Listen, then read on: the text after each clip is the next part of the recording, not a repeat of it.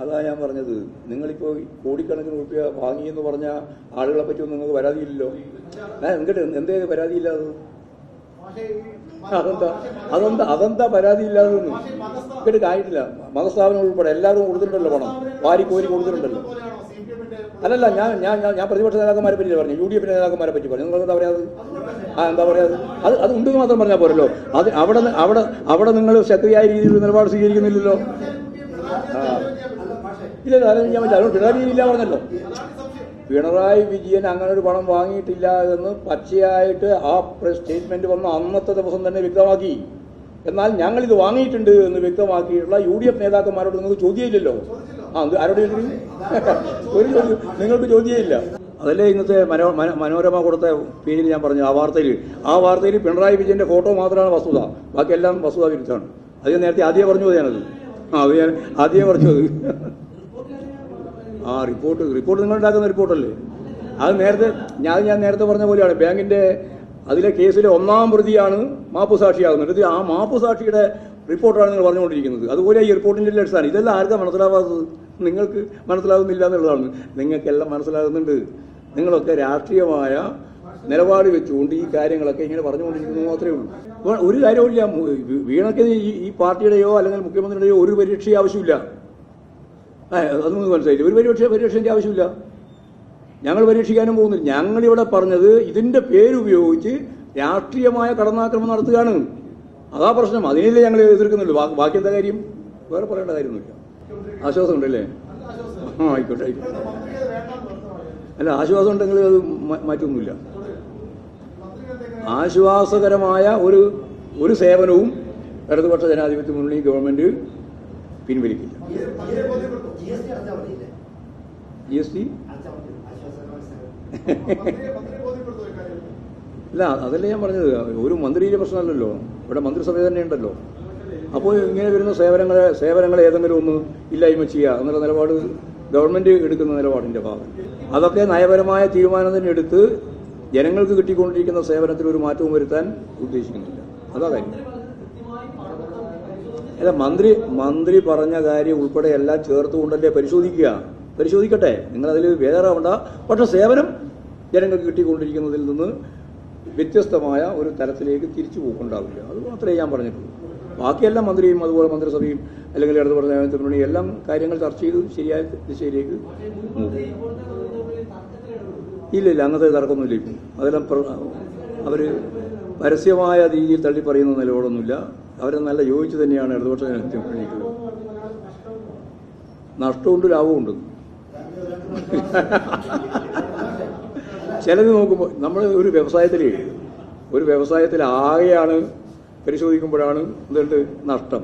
ഓരോന്നോരോന്ന് എടുത്ത് പരിശോധിച്ച് നോക്കിയാൽ അതിൽ ഓരോന്നിലും ലാഭം ഉണ്ടാവും. അതാ കാര്യം.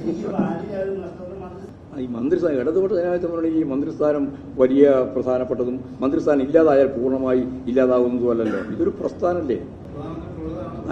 നല്ല പ്രതിപക്ഷ ബഹുമാനവും സ്നേഹവും രാഷ്ട്രീയ പാർട്ടികൾ തമ്മിലുള്ള ഈ രീതിയിലുള്ള സൗഹൃദവും ഒക്കെ ആരാ വേണ്ടെന്ന് പറഞ്ഞിട്ടുള്ളത്? ഇത് ഈ കനുകൂലി പറഞ്ഞു കൊടുത്ത ഒരു സ്ഥിതിയും വെച്ചിട്ട് ഈ VD സതീശൻ എപ്പോൾ പറഞ്ഞുകൊണ്ടിരിക്കുകയാണ്. അദ്ദേഹത്തിൻ്റെ എന്തൊരു കഷ്ട പറ്റി. അദ്ദേഹം വളരെ മാന്യമായിട്ട് ആളുകളോട് പെരുമാറുകയും തൂവുകയും അതുപോലെ തന്നെ ശരീരഭാഷയെല്ലാം നല്ല രീതിയിൽ ഉണ്ടായിരുന്നതാണ്. അത് മുഴുവൻ കളഞ്ഞു കുടിച്ച ഒരു സാഹചര്യം ഉണ്ടാക്കിയത്. അത് യഥാർത്ഥത്തിൽ പ്രധാനമന്ത്രിയും മുഖ്യമന്ത്രിയും തമ്മിൽ കണ്ടാൽ പിന്നെ എന്താ ചെയ്യേണ്ടത്? നമ്മുടെ സംസ്കാരം അടിസ്ഥാനപ്പെടുത്തിയിട്ട് ഇല്ല, അതിലൊക്കെ ഒറ്റ കാര്യമുണ്ട്. ഇതിപ്പോൾ വളരെ പെട്ടെന്നാണല്ലോ വരുന്നത്. അപ്പോൾ സ്വാഭാവികമായിട്ടും ഈ പരിപാടിയിൽ വരാതിരിക്കാൻ പ്രധാനമന്ത്രിക്ക് പറ്റില്ലല്ലോ. പ്രധാനമന്ത്രി കൂടി വരുമ്പോൾ മുഖ്യമന്ത്രിക്ക് പോകാതിരിക്കാൻ പറ്റില്ലല്ലോ. ഇത് ഫെഡറൽ സംവിധാനത്തിന്റെ ഒരു ഭാഗം നിഷേധിക്കുന്നു എന്നുള്ളതുകൊണ്ട് ആ ഫെഡറൽ സംവിധാനത്തിന്റെ ഭാഗമായിട്ട് എല്ലാ സംസ്കാരങ്ങളും അവസാനിപ്പിക്കണം എന്നുള്ള നിലപാട് നമ്മൾ സ്വീകരിക്കുന്നില്ലല്ലോ. അത് മെച്ചപ്പെടുത്താനുള്ള പണിയല്ലേ നമ്മൾ പറയുന്നത്.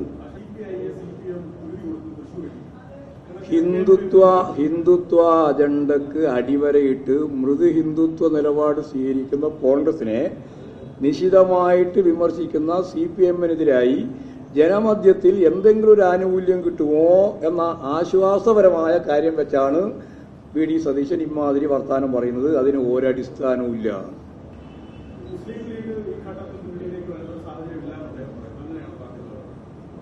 എങ്ങനെ അത് പിന്നെ വളരെ കറക്റ്റല്ലേ. മുസ്ലിം ലീഗ് എങ്ങനെയാണ് ഇപ്പോൾ നമ്മുടെ മുമ്പിലേക്ക് അവർ UDFന്റെ പ്രധാനപ്പെട്ട കരുത്തായിട്ട് നിൽക്കുകയല്ലേ. അങ്ങനെയുള്ള ഒരു പാർട്ടിയെ സംബന്ധിച്ചിടത്തോളം CPM ഉൾപ്പെടെയുള്ള ഇടതുപക്ഷ നേതൃത്വത്തിനുള്ളിലേക്ക് വരണം എന്ന് ആരെങ്കിലും പറയുമോ? അത് ഇതിന്റെ ഇന്നത്തെ ഒരു അവസ്ഥ വെച്ചുകൊണ്ട് പറയുന്നതാണ്. ഈ വർഗീയ ധ്രുവീകരണത്തിന് വേണ്ടി പ്രവർത്തിക്കുന്ന BJPയുടെ ഒപ്പം നിൽക്കാൻ സാധിക്കാത്തതുകൊണ്ട് അതിൻ്റെ ഒരു സ്റ്റെപ്പ് താഴെ നിന്നിട്ട് കോൺഗ്രസ് എല്ലാം ഉദ്ഘാടന പരിപാടിക്ക് പോകുന്ന പരസ്യമായിട്ട് പ്രഖ്യാപിച്ചപ്പോൾ കോൺഗ്രസിന് ഞങ്ങൾ പോകുന്നില്ല എന്ന് പറയേണ്ടി വന്നത് മൃദു ഹിന്ദുത്വ നിലപാടിന്റെ വേറൊരു പതിപ്പാണെന്ന് നിങ്ങൾ മനസ്സിലാക്കിക്കൊള്ളണം. കോൺഗ്രസ് എല്ലാം പോയിക്കോട്ടെ, ഞങ്ങൾ പറയും ഔദ്യോഗികമായിട്ട് പറയുന്നത് മാത്രമാണ് ഇപ്പോൾ അവർ പറഞ്ഞു വെച്ചിട്ടുള്ളത്. ഇപ്പോൾ കർണാടകത്തിലെ കോൺഗ്രസ്സുകാരെല്ലാം അങ്ങോട്ട് പോകാൻ പോവാണ്. UP ഇപ്പോൾ തന്നെ പുറപ്പെട്ടു തുടങ്ങിയിട്ടുണ്ട്. അതുപോലെ തന്നെ ഹിമാചൽ പ്രദേശിലെ മുഖ്യമന്ത്രി സുഗു തന്നെ പറഞ്ഞു ഞാൻ ക്ഷണിച്ചാലും ക്ഷണിച്ചില്ലെങ്കിലും പോകുന്നു, ഇപ്പം പറഞ്ഞിട്ടുണ്ട് പോകുന്നു. ഇതാണൊരു കോൺഗ്രസ് അഭിമുഖീകരിക്കുന്ന ഗുരുതരമായ പ്രതിസന്ധി. മതനിരപേക്ഷ ഉള്ളടക്കത്തിൽ നിൽക്കാൻ അവർക്കാവുന്നില്ല. നിർബന്ധപൂർവം ഇടതുപക്ഷം ഉൾപ്പെടെ ശക്തിയായിട്ട് ആ ഒരു നിലപാടിന് വേണ്ടി വാദിച്ചപ്പോൾ അവർ ഞങ്ങൾ പോകുന്നില്ല എന്ന് നേതൃത്വം പറഞ്ഞെങ്കിലും അനുയായികൾ പോവുകയാണ്. അതാണിപ്പോൾ ഹിന്ദി ബെൽറ്റിൽ കാണാൻ സാധിക്കുന്നത്, കർണാടകത്തിൽ പോലും കാണുന്നത് അതാണ്. അങ്ങനെയുള്ള ഒരു സാഹചര്യം വന്നാൽ എന്തായിരിക്കും എന്നുള്ളത് ഇപ്പോൾ പറയാൻ സാധിക്കില്ല. മൂർത്തമായ സാഹചര്യത്തിൽ മൂർത്തമായിട്ട് മാത്രമേ രാഷ്ട്രീയം കൈവരിക്കാൻ പറ്റൂ. ആർക്ക് അല്ല, പഴയ ശക്തി ഉണ്ടോ ഇല്ലൊന്നും നമ്മളിപ്പോൾ അളന്ന് നോക്കി വിശകലനം ചെയ്യേണ്ട കാര്യമില്ല.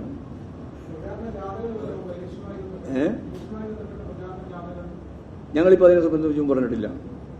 കാരണം ജാഥ ഇതിന് മുമ്പ് നടന്നിട്ടുണ്ട്.